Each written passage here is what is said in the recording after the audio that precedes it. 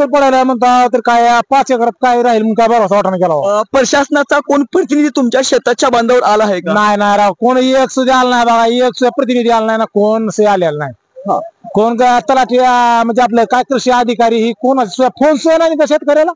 Phone सुद्धा नसून शेतकऱ्याला नसता ते काय तुमचं हाल चाललंय, पाऊस आहे का नाही, एवढं तर मला नाही काय सोय नाही त्यांचं. पिकाचं का पंचनामा वगैरे झालेच काय झालेत का? नाही नाही नाही काय सोय नाही. त्यांचा फोन नाही म्हणलं पंचनामा कुठला आणावं साहेब, त्यांचा काय सोय नाही. एक जण बांधून यायला तयार नाही, कोण सांगा सोय तयार नाही, तुमचं असं झालंय का निधन म्हणाय सोय तयार नाही कोण. आपण बघताय म्हणजे या ठिकाणी शेतकऱ्यांच्या स्वप्नाचा अक्षरशः चिखल झालाय.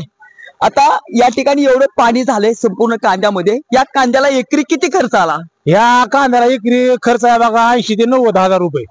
मग असा माझा 5 एकर कांदा आहे, 8 25 40 4 लाख रुपये खर्च राव. व्याजानं पैसे करत राव सावकाराकडून मी आणि हे केलं राव. म्हणलं त्याच्या आला 7-8 लाख रुपये झालं तर 4 लाख रुपये कर्ज फिटेल, 2-4 लाख रुपये लेकरांच्या शिक्षणाला, अगर कशात तर घरच्या म्हणजे आजाराला फिजाराला लागते दवाखान्याला, ही ह्या हिशोबाने केलं राव. ही काय पाऊस चालू आहे आता माझं, मला राणी कृषी पर्याय नाही बघा. आता आपण बघताय या शेतकऱ्यांची किती भयंकर विदारक अशी अवस्था झाली. तर या ठिकाणी या कांद्यामध्ये सगळीकडे पाणी आहे, गुडघ्याचं पाणी झालेलं आहे. हे पाणी साठल्यामुळे हे पीक येईल का?